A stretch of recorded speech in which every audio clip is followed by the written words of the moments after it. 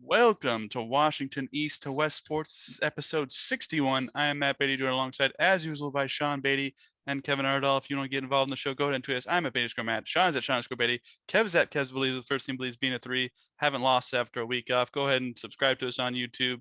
Leave us a comment. Tell us what you think of all the topics that we talk about. Let's start off with the Seattle Sounders. So they ended their regular season with back-to-back ties. Not ideal. 1-1 against the LA Galaxy at home to end their their regular season home schedule, and then they face Vancouver on Sunday, 1-1 tie as well. They are the second seed in the Western Conference, and they are taking on Real Salt Lake on November 23rd. That is the Tuesday before Thanksgiving, everybody. So tune in on Fox Sports 1 for that. They just got Jordan Morris back. That was great to see when he made his debut on November 1st at home. That was awesome. He got to be back in the lineup. But I think this team has plenty of time to get healthy and ready to go against Real Salt Lake. So, Kevin, what do you think of the Sounders' chances in the I want to MLS Cup playoffs? to Sounders fans. I know because I was on the blessing train.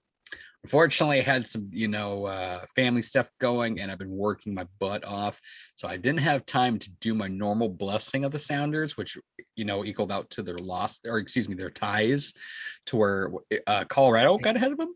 Was it? Yes. Yeah.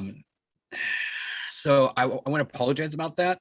I'll try to hopefully focus on playoffs, a little bit more. Plus, it takes off all the pressure being the number 1 seed.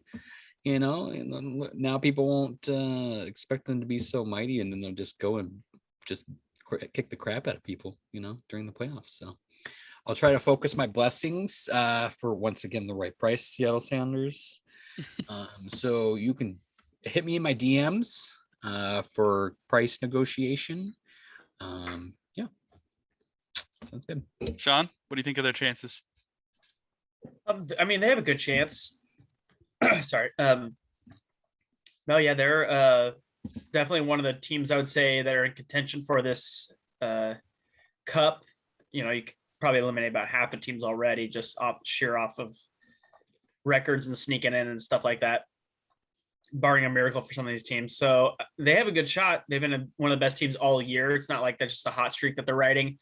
Getting Jordan Morrison back's big, but it's one of those how healthy is he situations, and how much is he actually going to be able to play and contribute. But just his sheer presence, I think, is a pretty big boost to this team. So, yeah, I'm looking forward to it. They have a legit shot, and they match up pretty well against Salt Lake, so who barely had a positive goal differential, is basically a 500 team. They're basically the complete neutral team of the MLS this year. So. Well, I'm all for it. Let's do it.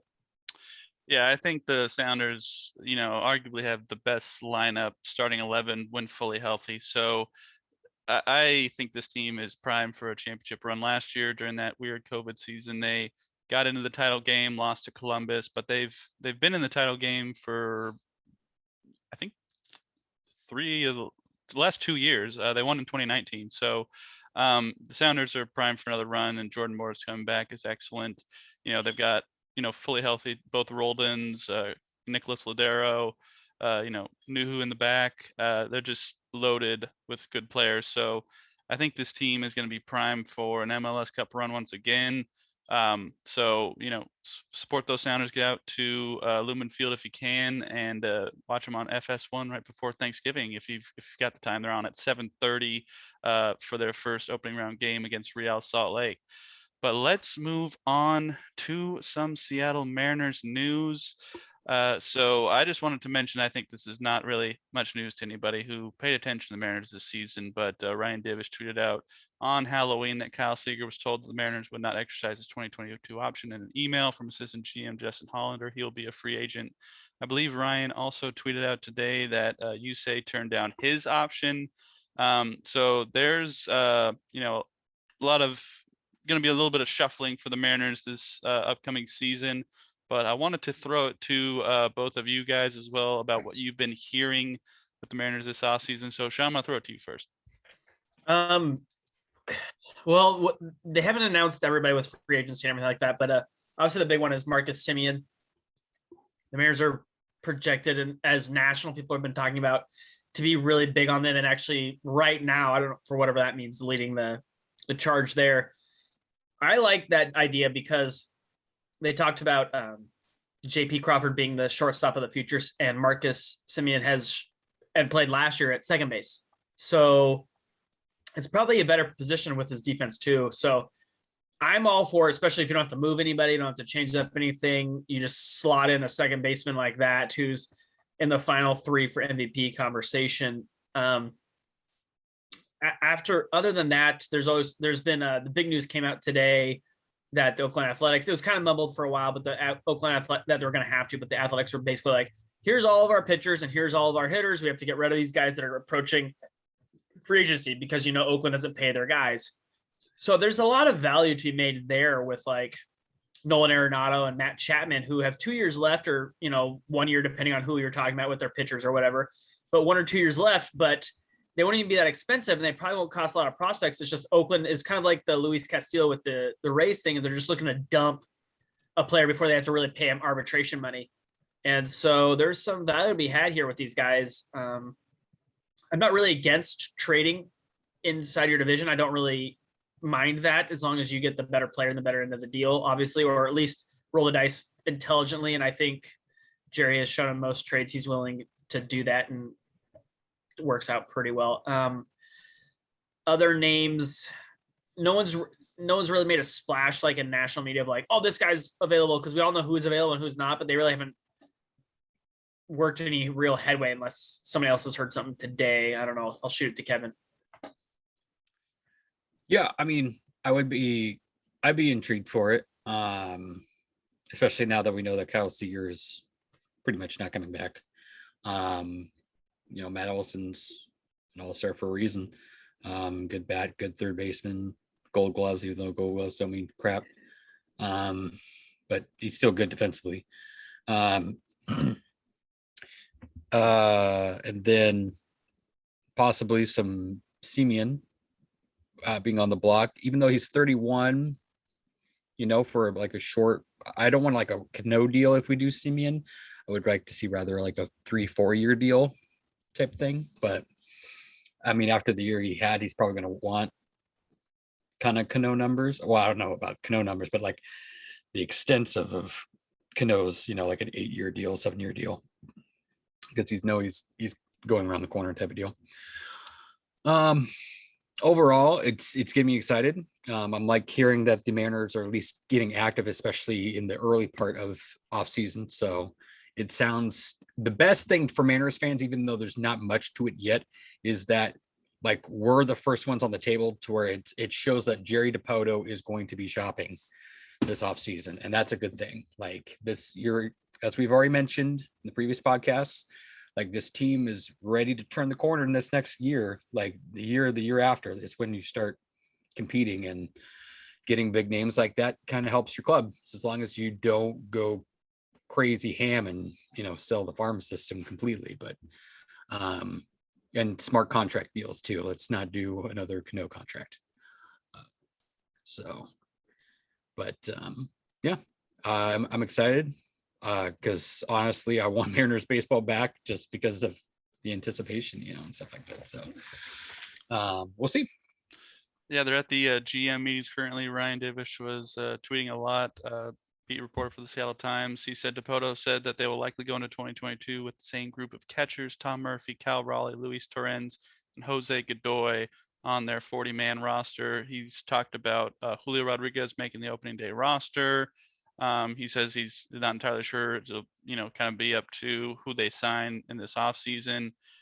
He asked JP Crawford to kind of help recruit some infield candidates, and that he's their shortstop moving forward. So a lot of stuff from Ryan Divish today at those GM meetings. So that will be interesting. Yeah, so go check out Ryan Divish's Twitter timeline for all of that GM meetings currently going on in this offseason. So also, I was going to do a quick note. If they plan to do Julio at the start, that tells me that one, Ty France your first base going in, because Mitch has to be your DH pretty much. With Cal, or they just don't expect Kyle Lewis. I mean, Kyle Lewis is coming back. let me speak to that. Ryan Divish tweeted, Dipoto said the Mariners will go into 22 season with Ty France as the starting first baseman. They've asked Evan White to work some in left field this offseason and spring. Cool. So yeah, then it's going to be Julio, Kyle Lewis, and Kelnick in outfield, and then Kyle Lewis. DH. They said today Jerry has no idea what to expect from Kyle Lewis. He has not started baseball activities Said yet. he's still uncertain about Kyle Lewis's status for spring training and that they won't be able to project his role until they see him in February. Lewis has not resumed baseball activity. Honestly, at this point, if you're planning to bring up Julio, there's no point to let Kyle come back when he needs to come back, because then you still have Julio in center with Mitch and Kelnick in left and right. So you're not struggling out there defensively. Like you're fine. So Julio's not playing center. It's gonna be Jared. You want Jared in center? Oh. I think they'll put Jared probably in center. Okay. Probably Julio in a corner. Okay. When does free agency start for everybody? 5 days after the World Series. Yeah. So now, yeah. Okay. Well, yeah, just kind of be on the lookout for some Mariner signings. I'm sure we'll have more news as the winter kind of progresses and we get closer to spring training. But let's move on to some Seattle Kraken news. Let's just recently talk about what they've been doing since we've been away. So Tuesday they won against Montreal when we were filming the show 5-1. Then on October 28th, they defeated Minnesota 4-1. Sunday, Halloween, against the New York Rangers, they lost 3-1. I was at that game. Monday, they went to November 1st. They went to Edmonton, lost 5-2.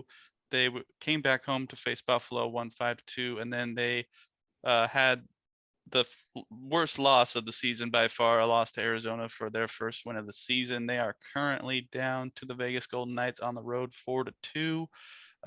Kevin, have you been watching any Seattle Kraken hockey lately? I know you've been busy. Yeah, unfortunately not. I mean, I've been paying attention to the scores and then kind of like who, the box score technically, like who's scoring and stuff like that. But unfortunately, working and family things lately have been kind of keeping me away from that. So almost kind of 500-ish, I would say, from over the past 2 weeks that we've been gone. So it's kind of what I've been saying before. Just try to get to close as 500 as you can and call it a dang good season. So, Sean, what do you think of the Kraken so far? Kind of who we thought they were, just not. Sorry,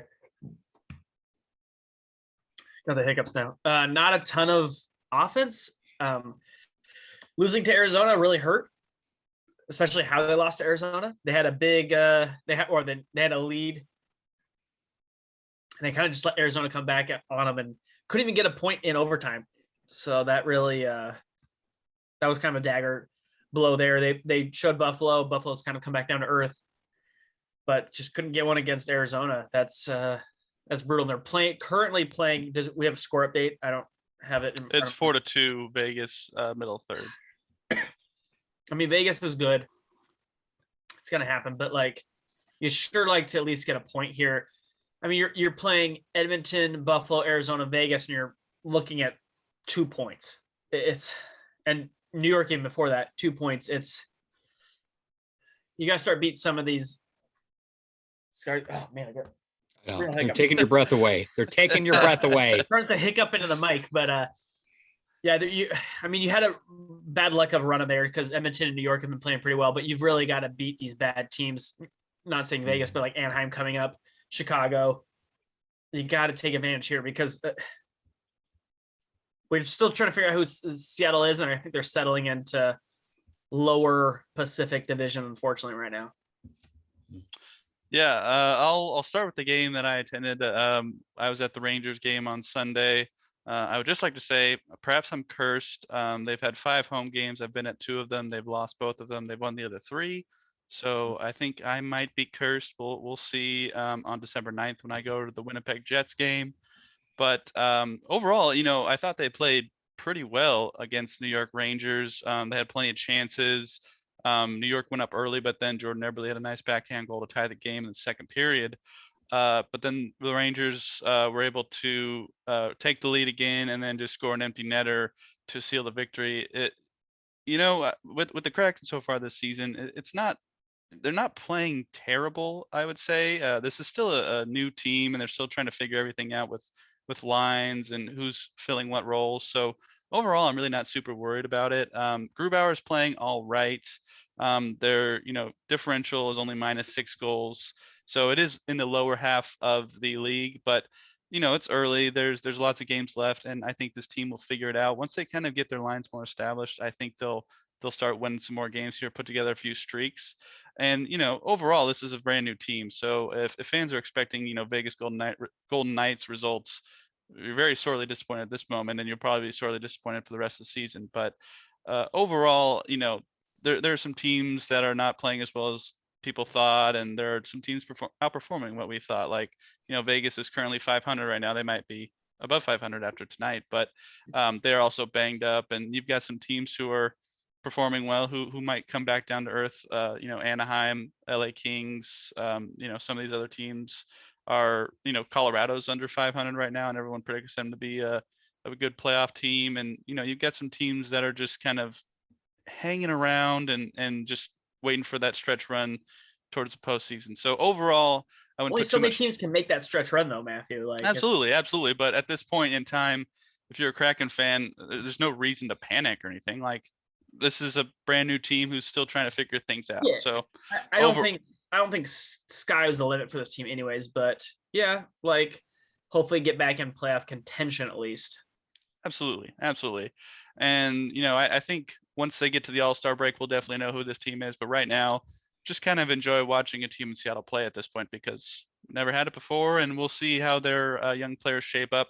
They also announced the Coachella Valley Firebirds, their new AHL team that will be coming next season in Palm Springs. So once they get their full farm system established, that'll also help quite a bit as well. At least we're not Arizona.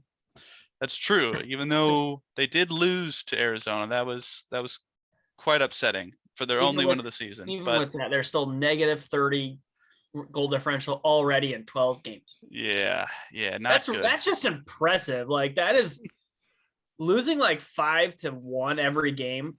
It's hard to do. But also, I will say, I did see a friend of the show, Scott Bergman, at the game wearing his Rangers jersey, and he was quite happy with the result. Also, there are some newer hockey fans, you can tell from the people sitting around us, because a lot of people were saying, we're out shooting them. How are we not winning? And not all shots are created equal in hockey. Absolutely. That's the Sharks motto 101, guys. You try to learn. There's, good shots. There's bad shots. There's dirty goals. There's shots is not a good measure, although it can kind of tell you who's having better possession of the puck, but that doesn't necessarily mean that you're going to score more goals just because you have more shots. Because the problem is too, like to Matthew's point, when you shoot and you don't score, usually the other team gets the puck. So you're giving possession away usually. Yeah. And then there's Connor McDavid goals. Yeah, Connor McDavid goals. God. Yeah, that one he did. Yeah. If you haven't seen the Connor McDavid goal, here, maybe I'll bring it up here real quick. He's on pace for 204 points this year. Only Wayne Gretzky has ever done that. And he did it once. Connor McDavid's pretty good at hockey, guys, just so you know. Appreciate it. Yeah, Connor McDavid is pretty good, and his teammate and line mate, Leon Draisaitl, I think is also up there. They're both tied at 23 points right now. So, yeah, both those players on the same team is going to be crazy. And also enjoy Alex Ovechkin while you can, because he's getting up there in age, but also, he's tied for 5th all time in goals. So enjoy watching Alex Ovechkin while you can. Here, I'm going to share my screen here for this one. This Connor McDavid goal. This even impressed Kevin, who's not a hockey guy really, but I mean, how is it not impressive? And look at the score. They needed it. Like 3 minutes in the third, he's like, I've got this. Yeah. And it's like, we're done. It's like 4 guys. I don't care. Like, that's the definition of clutch. They're down 1 with 3 minutes in the third. He's like, I'm going to do this. Well, plus, like, even though it is Connor McDavid, like, if you're those 4 guys, like, are you expecting that? And then they're just like, wait, what? And he's just like, yep, I'm taking this up. And people who say that this doesn't happen, I was watching a game when the Sharks 2 years ago were in Edmonton, and they're yelling. The Sharks team's yelling. You can hear him from the bench because it's mic'd up. It said, "Stop Connor. He's coming into the zone like this." the Shark, or 3 years ago, the Sharks at the time had Marc-Andre Vlasic, who's one of the best defensive play. He's not a goal scorer, but he's like lockdown defender. He's the guy they use in the Stanley Cup to stop Sidney Crosby. He's guarding him, jukes another guy, jukes a third guy, scores, and the camera immediately pans to the Sharks then coach at the time, who is now the Vegas coach, and he just goes, I don't know. And I was like, that's how I felt at home. I was like, I don't even know what you do. Like, if he's just gonna do it, like. There wasn't even a bad defense. Like, he made the moves. Like, what other than drawing a penalty? There's I was nothing going to say, high stick him. like it's just gonna happen, guys. Like, so. And the Rangers are a good team. I will hand that to Scotty. They are a good team this year. They've got a lot of good players, and their goalie, I mean, was impressing all the fans around us. So, they did have a lot of shots that Kraken did, but that goalie was standing tall and turning them all aside for the most part. So the Rangers do look good this year. And Sean, your Sharks, what's happening right now? What's going on? I don't know. And they all have COVID too, and they're still winning. I don't even know. I'll just enjoy it while I can, because I don't think it's long for this world. They're 3-1-1 since 7 of their players and their coach got COVID. So yeah, I mean, currently sitting at 3rd in the Pacific Division, and the Kraken are currently sitting in last. So we'll see how that plays out for the rest of the season. But I probably would put some serious money that those would have been flipped to start when the season started. Hey, I mean, the Sharks have players who have been there. So last year was an injury-riddled season as well. Well, the year before too, they just Yeah. could not stop a single shot on goal. Is basically what it came down to. So we'll see if they can keep it up, but keep on supporting them, those Seattle Kraken. They are usually on Root Sports, so hopefully you're able to watch it somehow, or Fubo TV, I believe, is the other way to watch it. But there are some nationally televised Guys, games on Hulu. most important news. 7 minutes ago, People Magazine, sexiest man alive, Paul Rudd. Okay, let's move on. Wow. I mean, I think we could probably just end the I show agree. there, actually. Yeah, Yeah. Paul Rudd, we all agree, sexy. All right, let's Yeah. move on. Yeah, absolutely. Like, So yeah, go ahead and let us know what you think of the Seattle Kraken season so far. Go ahead and tweet us. I'm at Betascore Matt. Sean's at Sean_Beatty. Kev is at Kev's with the first team believes me in a 3. Subscribe to us on YouTube. Leave us a comment. Tell us what you think of the Kraken, the Mariners, the Sounders. But gentlemen, let's talk about the Seattle Seahawks. And we took a week off. So let's just recap the game that was happening before the bye week. The Seahawks hosted the Jacksonville Jaguars, and they were able to get the victory 31-7. Lauren and I were in town, but I think we saw something more entertaining. We went to the Seattle Art Museum, which was probably a little more entertaining than the Seahawks game would have been, because it doesn't really sound like it was fun to watch other than the Seahawks getting the win. So I'll just run down the box score here real quick. Geno, 20 of 24. 195, 2 touchdowns. Alex Collins, 10 for 44. Tyler Lockett, 12 for 142. DK, 6 for 43 and 2 touchdowns. On the Jacksonville side, Trevor Lawrence, 32 of 54, 238, 1 touchdown, 1 pick. Carlos Hyde, welcome back. Sorry about that. 9 carries, 32 yards. And Dan Arnold, 8 catches for 68 yards. I was not able to watch this game because, as I said, I was in Seattle. We were at the Art Museum, and then we went to go have some Ethiopian food, which was very delicious. But what did you both see if you watched this game? Kevin, I'm going to throw it to you first. it was I expected us to be a little bit crappier, but then Jacksonville was like, hold my beer, because we're really crappy. Yeah. Seattle fans need to, I'm not going to get, and I'm going to go into a couple of things here in a little bit. There were good things about this game, but I'm not excited at the same time too, because like I said, it's Jacksonville. When poop goes against poop and you take poop and smash it, poop comes out. It's going to be poop. That's it's science. just we were the bigger poop and they were the little poop, and we went bah, bah, bah. That's what you came to this podcast for. Yeah, dang straight. Smashing poop. No, overall, I thought they came up with a good game plan against them. They held. Jacksonville's D line does have some good people on it, as we saw last week against the Bills, and we'll get into that in a little bit. Well, I'm talking. I went up to a fluke, but yeah. But I mean, like Miles Jack is all right, and then Josh Allen's good. I wouldn't say like elite, but good. And there's one other player that I'm forgetting on it, D line too. I can't remember their name. I think they have the potential at least to be better. It's just I think the scheming and stuff like that kind of goes along with it to where they're not playing as well as they should. But I mean, it was a rookie. And another thing, it was a rookie quarterback in Lumen Field. That's never always a good thing. They usually kind of always struggle. A lot of his passes were awful. Like Seahawks defense. Like people were like, "Oh, Seahawks defense look good." I'm like, "Well, it's kind of like what last year at the end of the year was. It's like you're going against a." Now, I'm not saying Trevor Lawrence is bad right now. He's playing bad, but will he be better in the future? Possibly. Put more things around him, put more time and experience. It just, yeah. But rookie season with a poop team, that's kind of what you're going to get. Offensively, Tyler showed he's Tyler. Like they threw the ball more. They did what I told them to do: throw the ball more. Like trust Gino to do like 10-yard routes.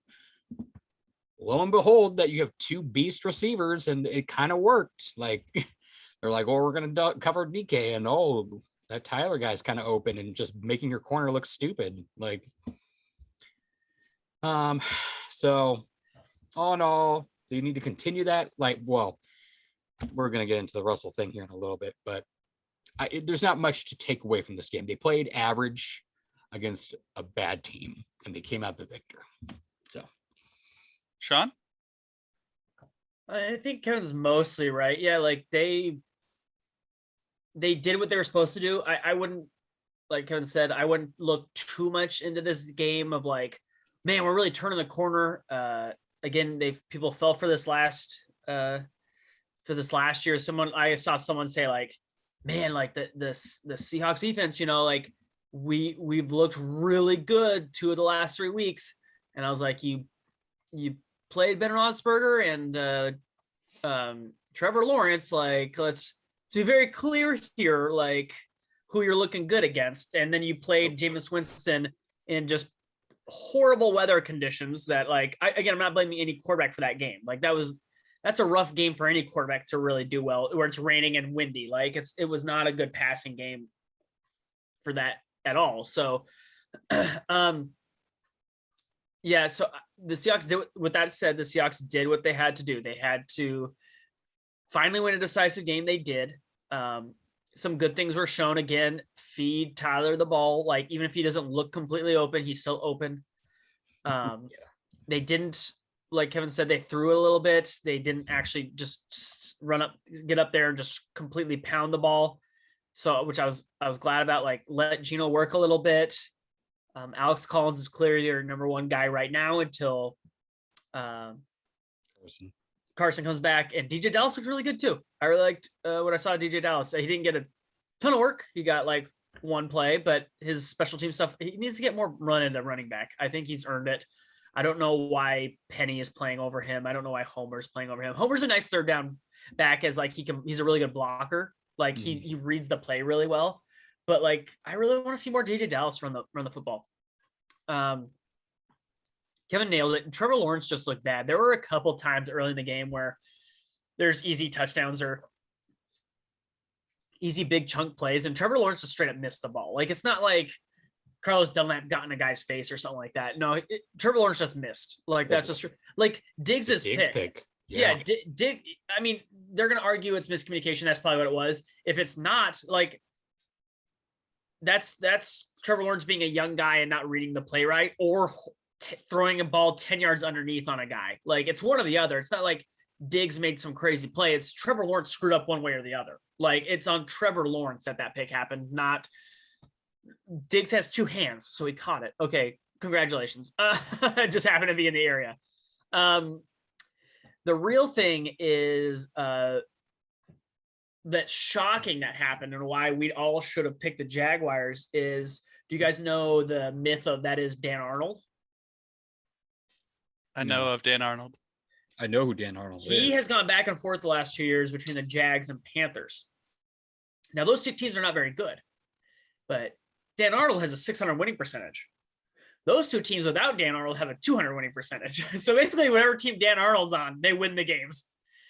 And then he joined the Jaguars last week and finally was suited up again last week this week, and then they beat the Bills. So Dan Arnold is just a superhero and just never loses games. So we're lucky we conquered the mountain that is Dan Arnold when he plays for terrible teams. I saw that stat where he's just like between those two teams last 2 years, he's actually super awesome when they suits up for that team.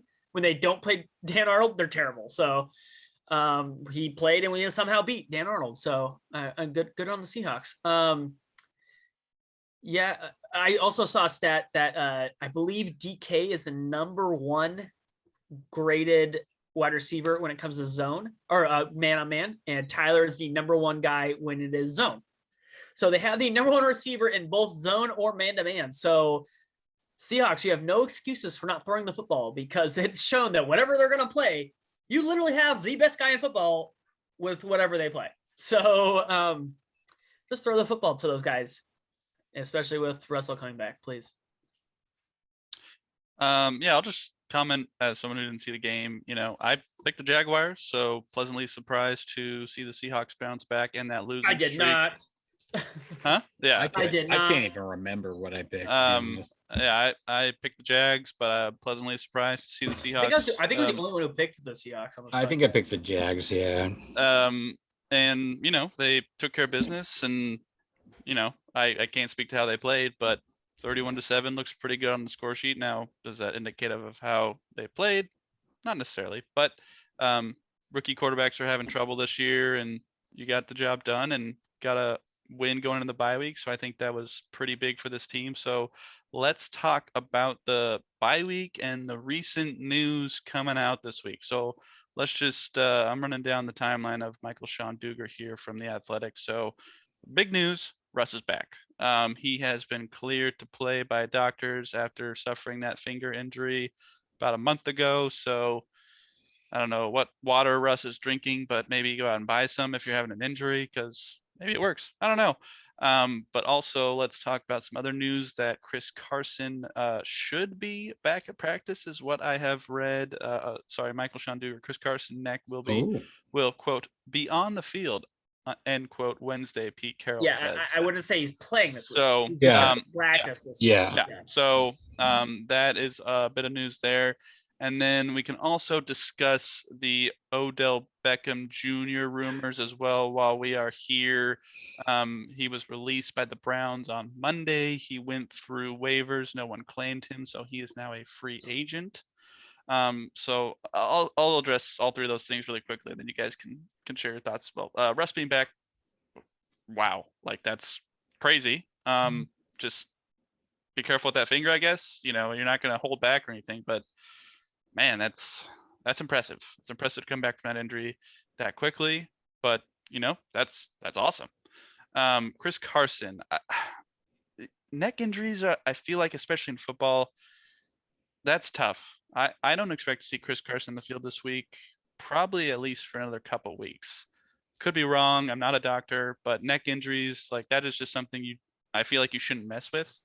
But if he comes back and, stays healthy, that would be great. But I would prefer him to just kind of take his time until he is fully healed with that neck injury and then come back, for the stretch run of the season or whatever at the end. Odell Beckham Jr., I've seen a lot of people saying we should get him. I don't really see that we need him. It would be a great addition, I think, but I don't think we need to grab him. We drafted D. Eskridge. He's been hurt. That's unfortunate. Hopefully he can get back on the field at some point. Freddie Swain has been pretty decent for the role he's been asked to fill at this moment. And then you still got Penny Hart out there. You've got Gerald Everett as a tight end who kind of swings out wide. And Will Dissly is there, and so is Colby Parkinson. So do we need OBJ? No. Would it be cool to have him? It seems like him and Russ have some chemistry, so that would be great. But me personally, I'm not on the let's get OBJ at all costs bandwagon. Like, that'd be cool if we can get him for the right price, but I am not like let's get him. That's going to push us over the edge or anything. Sean, what do you think? I mean, let's look at it one way. Like, he's obviously more talented than D. Like, he's an upgrade as our number 3, obviously. The issue is with him is he has demanded high volume passing targets in the 2 cities he was at before, and then didn't get it. When he didn't get it, he threw a fit and then demanded to leave. The Browns showed, and had numbers show with Baker, with him on and off the field, is better without Odell Beckham and having to force feed a guy. We don't throw it a ton anyways. If you told me right now, take Odell Beckham and you turn into the Chiefs or the Bucks offense, I say sign me up. But I don't think that's happening with this offense if you get Odell Beckham. That's the problem. Like, you're going to get that, and then you're still going to get the offense we got now. And how do you look if you're Tyler or DK who's about to get paid, and you're like, they bring in Odell Beckham, who is getting, well, depending on how the contract works, next year you'll pay him because it's a 2-year thing. And then, or no, you don't have to pick that up because it's a 1-year thing. Because he cleared waivers. But still, you're then giving credence to another guy who's going to hurt your numbers, then hurt your salary negotiations next year. I don't think it jives with this. And again, like, we also have to understand, like, Odell gets to now pick where he goes. And why the hell is Odell picking Seattle in this situation? Like, we're 3-5. Like, he's not he's like, I want to go to a contender. And I'm like, guys, like, are we really a contender at this moment? Like, maybe in 5 weeks, if we run off a bunch, we're contenders. But, like, why would he not want to go to, like, the Saints? Or, can't the Chiefs join, whatever's going on there? Or, just there's a myriad of teams. The Bills, like, join the Chargers. They need guys. Like, the Ravens need wide receivers. Like, these are all teams that are, like, 3 or 4 games above our record. Like, the Packers was rumored. They're 7-2. Why does they're like trying to convince themselves that they're the old Seahawks who are going back to back Super Bowls. And that team's not coming out of the tunnel right now. So the bigger concern is, would I take him? Yes. If he says, I want to be in Seattle he's basically going to make, I think it's $700,000 this year if you sign him, which I'm fine with. Like, money wise, that's fine. Chemistry, I'm not sure that's a big deal because I'm not sure you're going to go anywhere really this year. Anyways, he's a talent upgrade, but would you have a harder time convincing me, not if Pete Carroll wants him, but if he wants to come to Seattle? Kevin? Yeah. Pretty much what Sean said. The thing is, it's gonna have to, he has to pretty much accept that if he's okay with what, like, Antonio Brown is in Tampa, then it's okay. Even though we don't run, like, we run it way more than what they do. You should be throwing it more, but when you have Beasts and Goodwin and Evans, and you're the third guy, like, going into it, like, you're gonna have your weeks where you go off, but then you're gonna have your weeks where you get like 1 catch for like 10 yards. Like, if he's okay with that and signs for cheap, sure, yeah, I'll take it. Like, as long as he's not like a whiny bitch when he doesn't get his targets, like, type of deal. So should we do it to spike him from Green Bay? No. I've seen a lot of people like, oh, he's really rumored to go to Green Bay, and we don't want him to go to Green Bay, so take him. Like, it's like, no, like, calm down. Like, would he be a good fit in Green Bay? Probably, yeah. Help out Devontae Adams, be the number 2. But, like, is there going to be a problem with that when Devontae Adams is, getting most of the feeds because Devontae Adams is Devontae Adams? Like, you're going to feed, I'm sorry, OBJ, but Devontae Adams is better than you, and you know it. Like, so Devontae Adams is going to get the targets if he's open. All in all, I mean, I'd rather see what we got because, like I said, Swain's fine right now. In Eskridge, I'd rather see what we have in our draft picks than going out and getting a guy. Like, let's not do the Jamal Adams thing where like you drafted safeties, good safeties, and you're like, let's go get a safety. Well, with Odell, we're not trading to first. I know. Like, but that was like, the biggest issue with Odell. That's like our scenario though. Like a lot of times it's like, oh, we drafted Blair and then we draft, it's like, and you got Diggs and it's like, oh, let's go get another. It's like, you already had two good safeties. And I get that, but like the issue with this one is it's a little different. Is Odell's like just here if you want him, basically. Yeah, I know. I agree with you, Kevin. It's different. The scenario is different if you claim them off waivers because the money and all that stuff that goes with the thing. But now that he's like vet minimum, basically, that is more enticing. Like, because it's like 565,000. Yeah, so whatever the vet minimum is, like, yeah, it's way more enticing than the $8 million a year, and then or $7 million this year than like the 13 or whatever it is the next year. It's way more enticing. If you truly like, the only way I really would do this is if Pete, it's like, okay, Russ is back. If Russ is what Russ is, like, even if he's 95% of what Russ is, you're like, I'm going to hand the keys to Russ and Walton. Let's throw this bitch. Let's do trip wide receivers. God help that secondary, because it would be ridiculous. Like, I mean, who do you, even with, or if you go forward with Everett, like, or Disley, like, who do you cover? Like, that's the scary part. And then you want to run it. I mean, not run it, but like try to run out the wins off, because we have 5 losses at the moment. So you pretty much kind of have to win out. You have like 1 loss, but to really secure a spot, you pretty much kind of have to win out. That's going to be hard to do, especially since we have Arizona. Well, I don't know with Kyler. We'll see what the Kyler ends. We'll get into that in a bit. We're only like half a game out right now, technically. Yeah.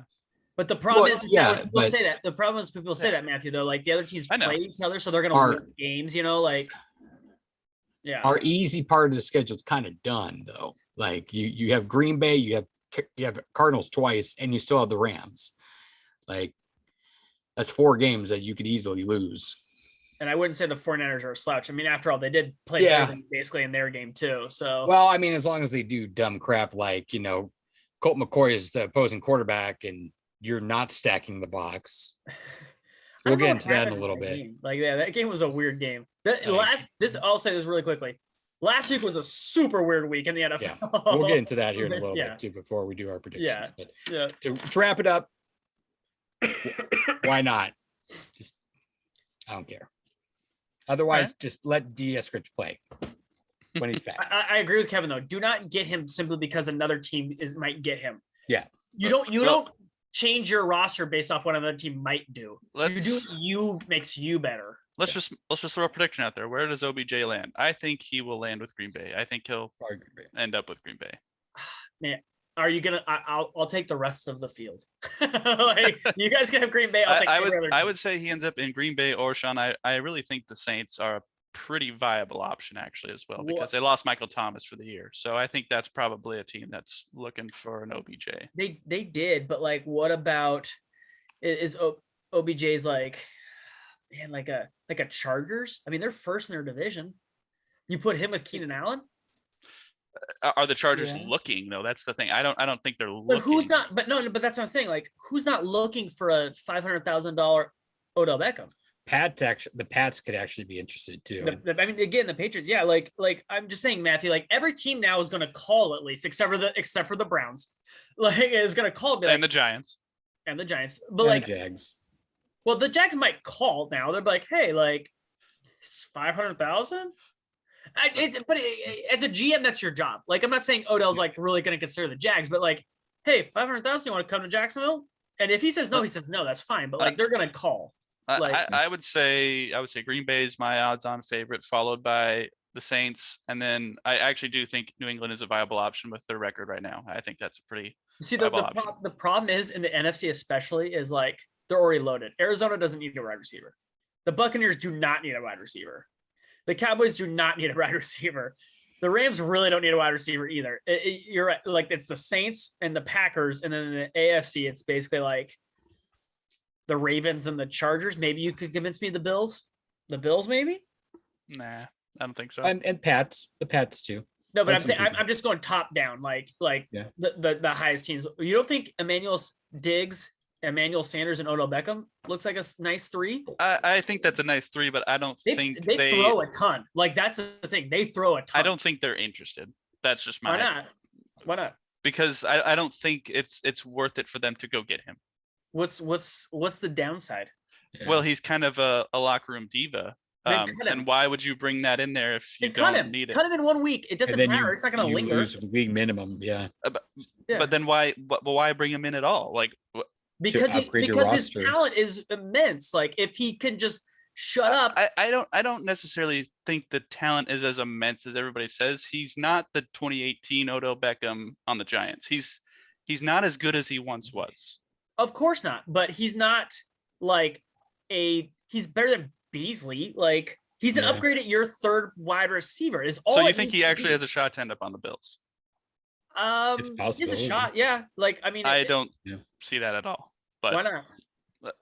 Because I just don't see them like entertaining it. It would be like a call, but I don't think you just put up 6 points against the Jaguars. Well, Matthew, all everything has to work with. Like, everyone's like the Packers are interested. Is all Odell's was like, let's do this. I mean, the Packers have Adams and Cobb. I mean, Lazard is their third. Like, Cobb, really? Cobb. He's the 43rd graded wide receiver. He's better than Beasley. Sure. He's better than Beasley. So, like, what are we talking about here? Sure. Okay. Yeah. I just gave you facts and you laughed. I gave you facts. Cobb. Okay. Yeah. Sure. All right. Yeah. Mm-hmm. Cobb. Matthew, Aaron Rodgers picked Cobb. I know he did. Yeah.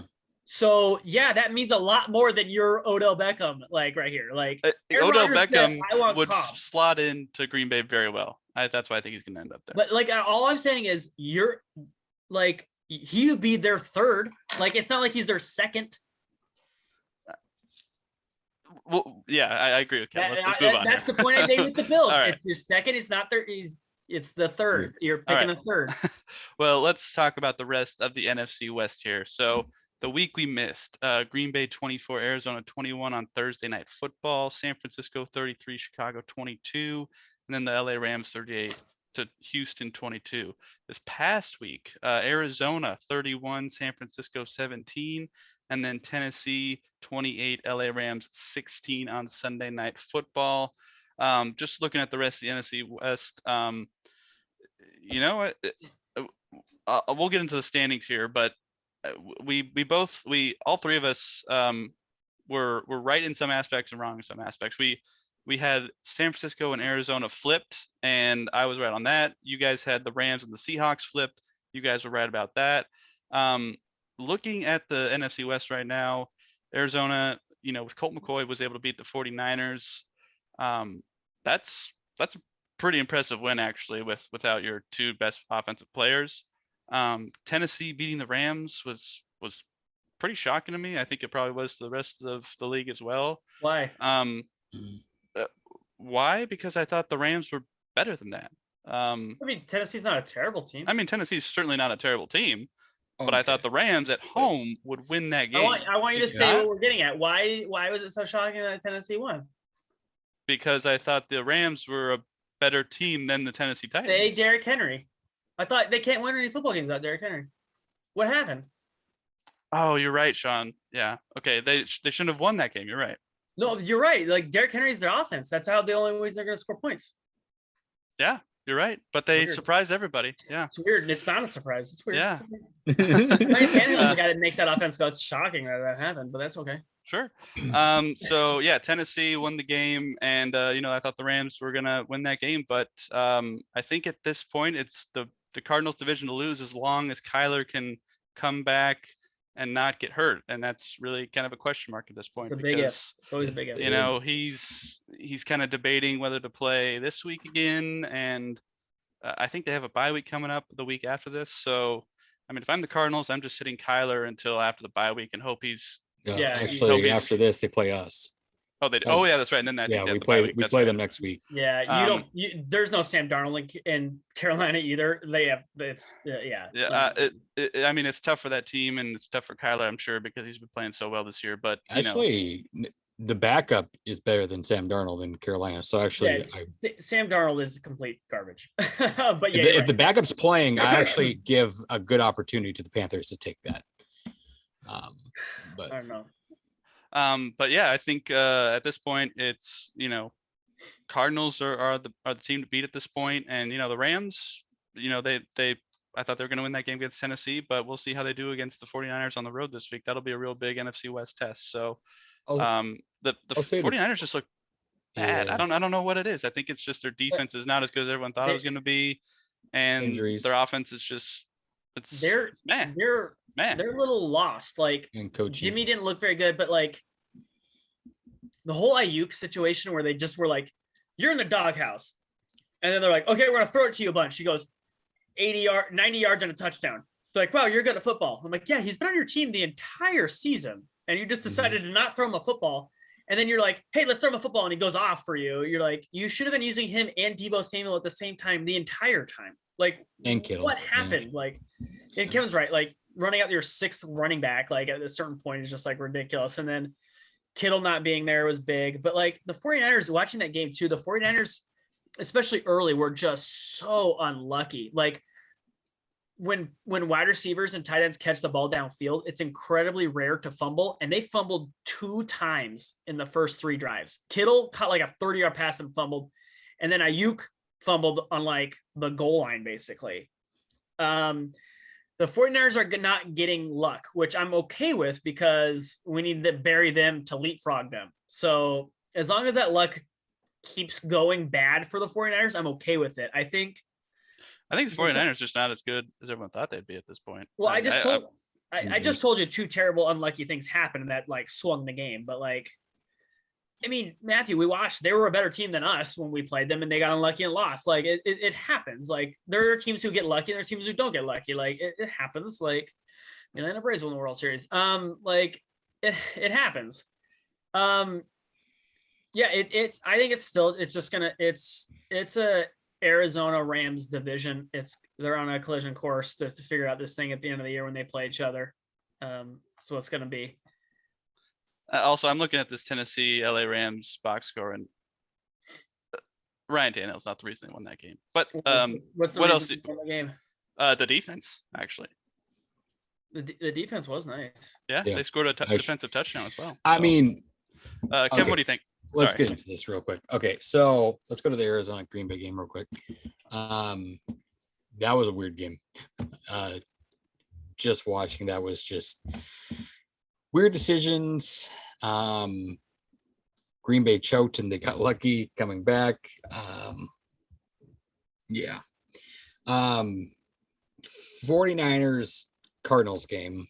And again, like it's literally the Seahawks Giants game from last year, like, which was Colt McCoy. Like, you have Colt McCoy's there, Nuke's gone.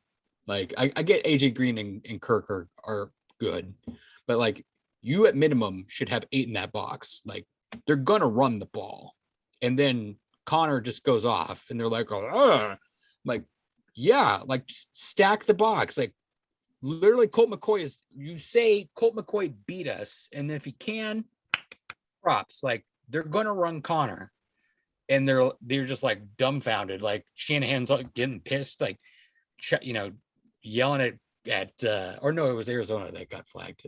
The Kings that got flagged. One of the coaches got flagged during the game. I can't remember who. It was Kingsbury, yeah. Kingsbury, but like, still, like, Shanahan's over. Like, a lot of people are questioning Shanahan's coaching, and I am too. It's starting to look terrible. Like, his coaching just scheming, the whole offensively and defensively, just not great as of recently. I get injuries happen.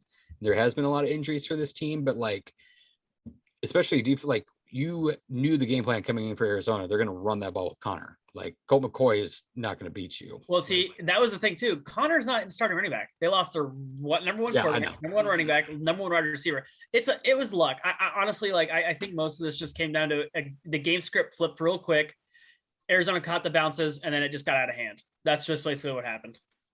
The Rams-Titans game, defensively, I'm not surprised because the defense for the Rams has not been great this year. as what it was last year, especially because last year they were great. And then this year there's like losing a top safety in the league kind of helped. They still great at 4, but yeah, their defense Yeah. last year was better. Yeah. The only thing that shocked me was, as Matt mentioned, the Titans defense Yeah. out of nowhere was just like, hey, we're kind of okay at football. We know what we're doing now. It was like, oh, okay. Titans defense was poop last year. Versus they're good this against year. a very good Rams offense. Sean McVay just has games where he kind of gets almost into a Pete Carroll mindset to where, like, when a defense is kind of figured out what his game plan is, he's like, I don't want to change it. Just keep going. And hopefully it works. Like, I've kind of noticed that in Sean McVay, like when people have figured him out, like what the Pats did, and this last week with the Titans, he's just like, I'm not going to change. We're just going to hope it God it prays. Like it works out. I don't get it.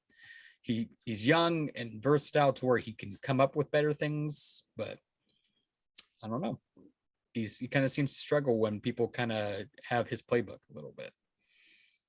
All right, well, let's talk a little about the NFC West and the playoff picture currently before we get into the preview. So I'm just going to list off the NFC playoff teams as it stands right now. Arizona 1, Green Bay 2, Tampa Bay 3, Dallas 4, LA Rams 5, New Orleans 6, and Atlanta at 7. Carolina, Minnesota, Seattle, and San Francisco all sitting about a half a game back right now. So looking at this playoff picture, I want you to tell me, looking at the NFC West, we talked about this before the season, how many teams from the NFC West make the playoffs. I said, I believe 3. Actually, no, I said 4 with San Francisco getting at 9 and 8. So I want you to tell me if you are still sticking to your early season prediction, and then which of these teams is out or in. So I'll go ahead and start. So looking at this current list of teams that are playoff teams, I think that the NFC West will get 3. I said 4 at the beginning of the season. I'm going to change it to 3. Just because, as Sean mentioned, the division's going to beat up on each other. Another team will probably find a way to sneak in there. As it stands right now, I think that the Atlanta Falcons will drop out. That's an easy one. I think all of us will probably pick that. They're at 4-4 right now. And I really don't want to say the Seahawks because I just don't feel it this year. They absolutely could. But I don't see them making it. I think, and Carolina's sitting there, Minnesota's sitting there, hasn't looked great.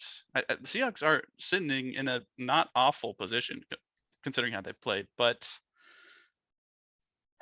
you know what I'm gonna say? I think they're gonna snag that final wild card spot somehow. I think they're gonna bounce back in the season, probably be around 9 and 8, 8 and 9, and snag that final wild card spot. Minnesota is just too up and down, too hard to tell what's coming.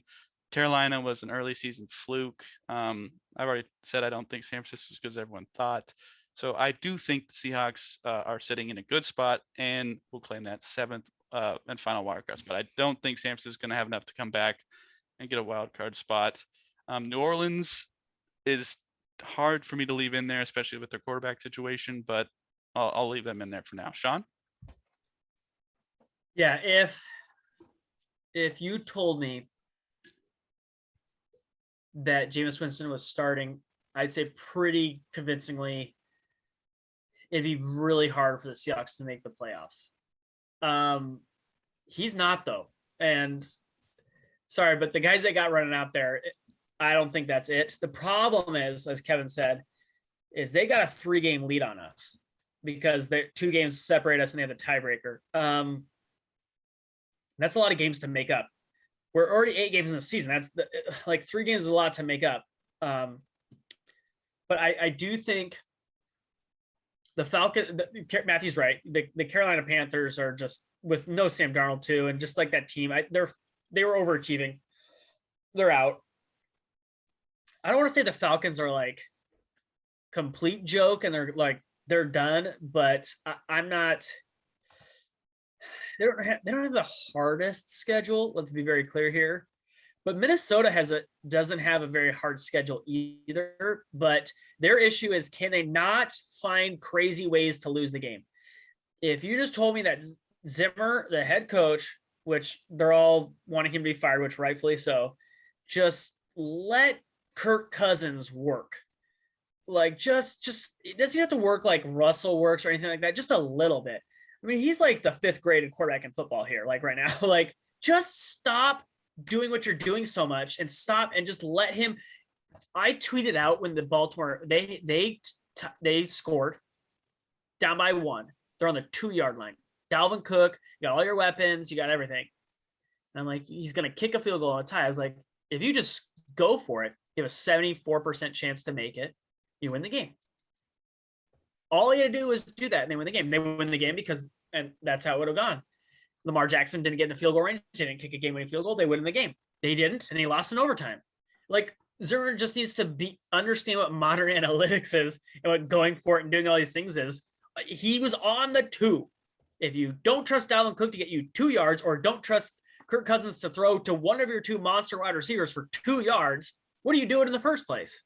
Like, you can win the game for getting 2 yards, and he didn't do it. And I'm like, it's just constant situations like that with that team that, like, I mean, they almost beat the Cardinals. They almost beat the Bengals. They they have the talent to do these things. They almost beat Baltimore. They lost by 4 to Dallas. Like, they had a really tough schedule and lost to these teams barely, but they just keep finding ways to shoot themselves in the foot. So if Minnesota ever figures it out, their schedule is like a joke show. They play the Packers twice and the Rams, and then it's just a bunch of the Bears and the Detroit Lions. Like, it's not a hard run here. Like, so if they just figure out, they're like, look, we're good, let's just do the thing. They could be a problem because of their schedule as well. And they have a tiebreaker over the Seahawks as well. Minnesota, yeah. And yeah. So that's what I was the problem. I don't think they will, though. I think Minnesota falls out. I just said that because the caveat that if Minnesota does figure it out, we are in trouble because Minnesota is ahead of us and they do have the tiebreaker. I think we make it. I think we're the 7th seed. All right. Kevin, I predicted only 3 teams make it, and I still stay with that. 3 teams make it. All right, Kevin, what do you think? It is tough. Our schedule gets kind of, looking at it, it is rough, but it's also like whatever's not rough is super easy. Yeah. Like, we're talking Washington, we're talking Houston, we're talking Detroit and Chicago. Like, you should handily win those games. It's just the other 4 games where you have the Cardinals twice, Rams, and Green Bay. Try to get one of those 4. Like, if you can. Oh, and also we have the 49ers too. We got the 49ers again, which you should, because they're just not playing great.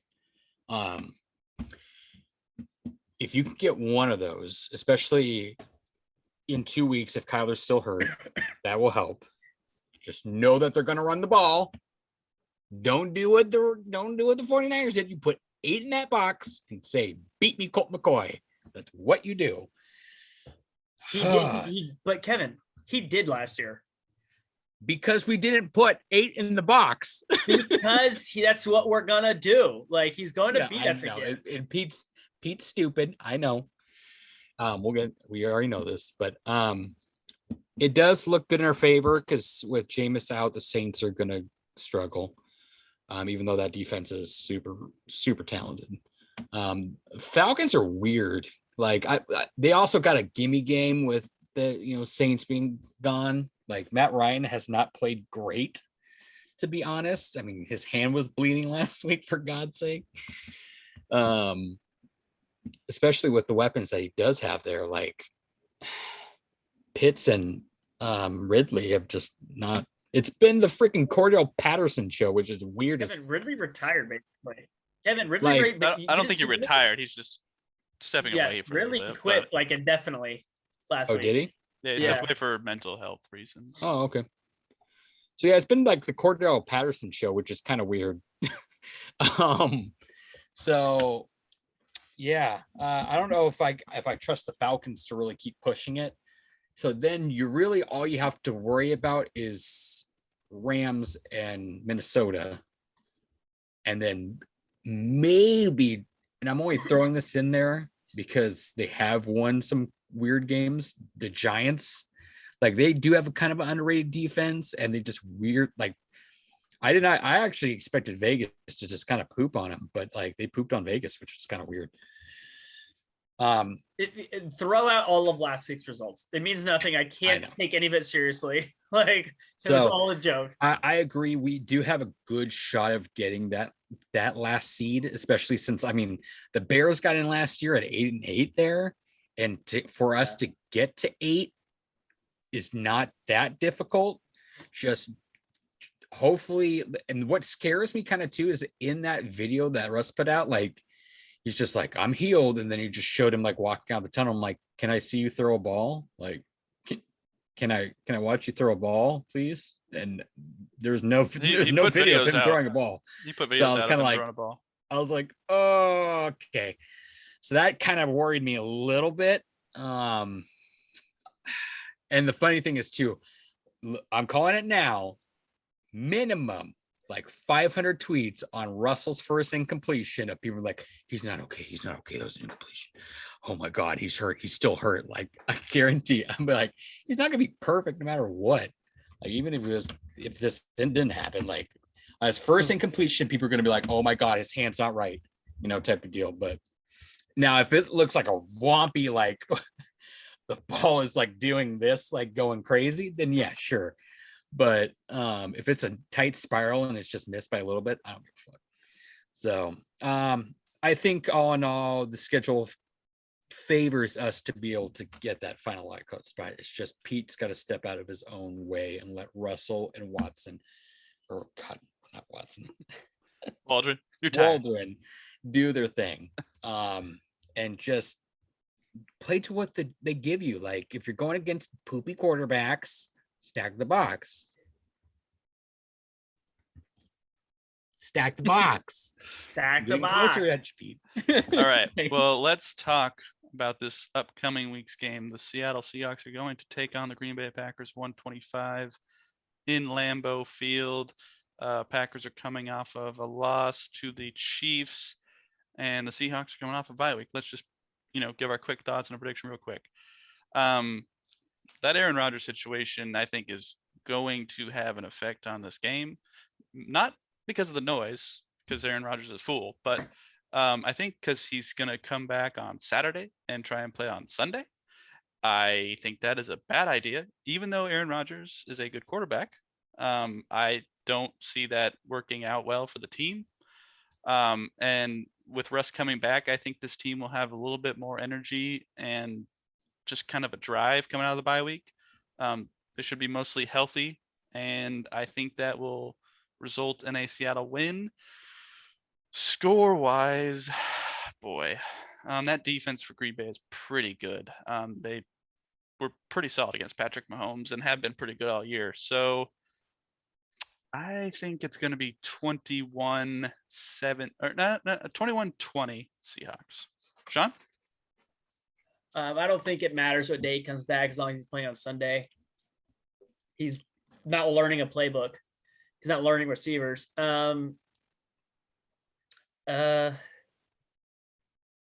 don't think it's going to affect him that much. I think he's going to be able to prove a point. I say at Packers 24-13. Kevin? Do we know if Devontae Adams? Yeah, I guess I'll say that on the caveat that Rodgers plays. If he doesn't play, obviously that changes things. But yeah. If he doesn't play, I pick the Seahawks. But if Rodgers plays, that's the score. Agreed. Taking the Seahawks regardless. Kevin? Yeah. One thing that people have to also remember is that Russell sucks in Lambeau. Russell has not had a great track record in Lambeau. It's just been, I don't know why. He just doesn't, especially coming off an injury, coming back. I sure, yes, the team is going to be pumped that he's back. Until I say, and the fact, it just scares me. Like I said, we haven't seen him throwing a ball. Will he throw a ball? Sure. It's just accuracy issues is what I'm, wondering about. I don't think it's going to be crazy off, but like it could be off enough to where he throws a pick, like especially against a good defensive like the Packers. that can matter. If Aaron Rodgers plays, yeah, we probably will lose this. So I'm going to give 2 scores. If Aaron Rodgers plays, I will say 28-17 Packers. If he does not play, I will say our defense is still not great. I'm going to say 21-14 Seahawks. All right. Let's just do the rest of the NFC West real quick. Carolina, Arizona. Is that going to be a sweep with Arizona there for everybody, regardless of who is quarterback? If it's the backup for Carolina and Christian McCaffrey's out there, I actually say this is a surprise win. That kid from the XFL is actually kind of talented. Like the kid can he can move, he can throw the ball very well, and Christian McCaffrey's just a beast. Like that defense can show up. It's just the defense, like against and also depends on if Kyler plays. If Kyler plays, I think yes. If he doesn't, I take the upset with the Panthers. I take Arizona regardless of the circumstances. Sean? I take Arizona either way. Rams at San Francisco on Monday Night Football. But I am very tempted to take the 49ers in this one. I don't know why. It just feels like a game that the 49ers will win. I'm going to take the 49ers. Sean? I take the Rams. Yeah. It's tough for me because Shanahan kind of has McVay's number and has had his number pretty much since they have been in the division. But he is coaching like poop right now. And that team is kind of hurt. So just based off that fact, I want to pick the Niners, but I think coming off the hard loss to the Titans, because the Titans are just weird. Like you lose to the Jets, but you can beat the Rams. Like, I don't know. Like football is weird. I'm going to say they bounce back. I'm going to take the Rams. All right. Well, let us know what you think of the Seahawks against the Packers this Sunday. Let us know what you think of the Seahawks in general. Russ being back. Go on to us. I'm at Bayscore Matt. Sean is at Sean Betty. Kev is at Kev's Believe. The first team believes being a 3. Subscribe to us on YouTube. Leave us a comment. Tell us what you think. Follow our page on the Eli Network. Next week, we're going to have more Kraken stuff. We're going to have some Seahawks coverage from their Green Bay game. Preview the Cardinals game. We may have some Mariners news to talk about. Who knows? Who knows what will happen? Sounders will be playing in a couple weeks, so we'll talk about them when that is appropriate. But until then, we will see you next time on Washington East to West Sports.